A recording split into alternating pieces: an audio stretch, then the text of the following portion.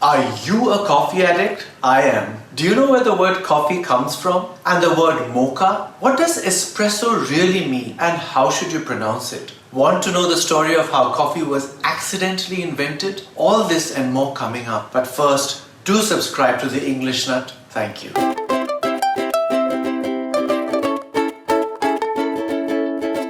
Oh, how sweet coffee does taste. Better than 1,000 kisses. Milder than muscat wine. Coffee, coffee, I've got to have it. And if someone wants to perk me up, oh, just give me a cup of coffee.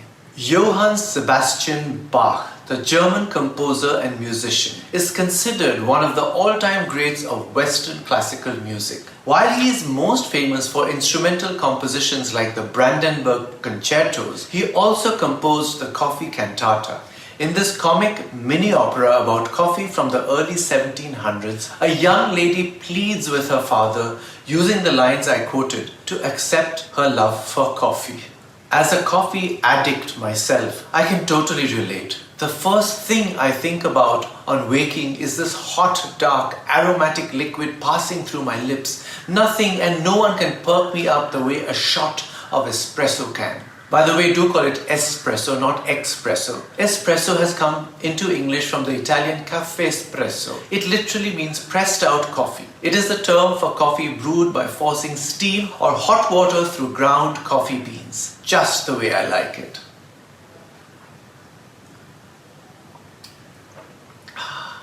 The Americans say, wake up and smell the coffee when they want you to wake up to harsh realities. I cannot relate to this expression because for me there is no pleasanter experience than waking up and smelling the coffee. If I could redefine the phrase, I would use it to talk about something wonderful brewing in one's life. And to think that this beverage was invented by accident. The story goes that Kaldi, a 9th century Ethiopian goat herder, noticed that his flock became rather perky after nibbling on some wild berries. This prompted him to try them himself, and he was excited with the way they made him feel. He took some of them to a monk at a nearby monastery. Disapproving of stimulants, the monk threw them in the fire. This produced a heavenly aroma, which got the other monks at the monastery to collect the roasted beans from the embers and experiment with them. They ended up grinding the beans and brewing the first ever cup of coffee, which was an instant hit.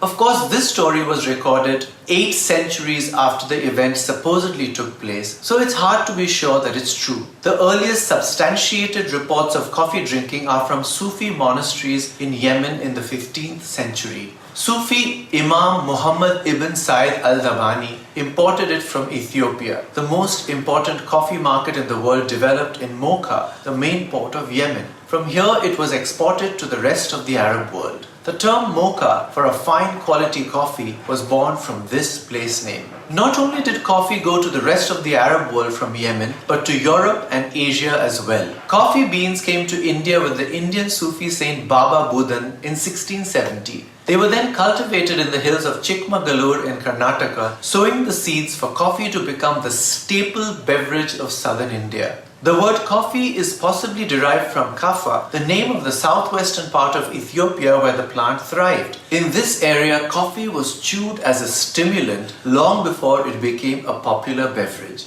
To this day, the local tribes in the region consume an energizing mix of ground coffee and clarified butter or ghee. Another theory is that the word coffee comes from the Arabic kahwa. While this word originally referred to a type of wine, it later came to mean coffee. From there came the Ottoman Turkish kahve, which in the 1600s gave rise to the Italian word caffè, and from it equivalent terms in other European languages. The first reference to the beverage in English is from 1598. It was spelled as C-H-A-O-U-A, a mangled form of kahwa or kahve. Besides originally meaning a type of wine, the word kahwa also had the meaning of the dark one.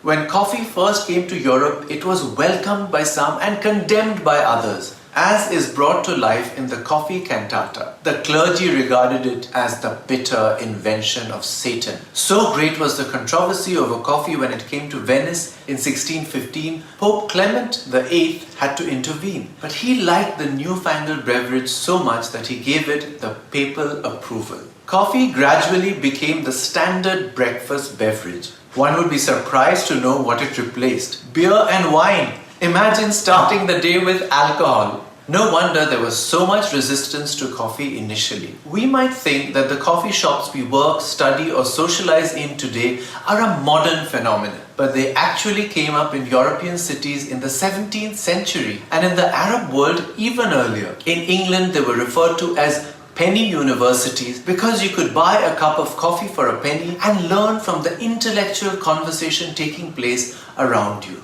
All the theories on the origin of the word coffee have been disputed by somebody or the other. So I suggest you consider them all over a cup of coffee and draw your own conclusions. And do subscribe to The English Nut on YouTube. Ring the bell icon too to get notified whenever I release a new video. Finally, if you love my content, please tell your colleagues, classmates, students, teachers, relatives, friends, and even enemies to subscribe.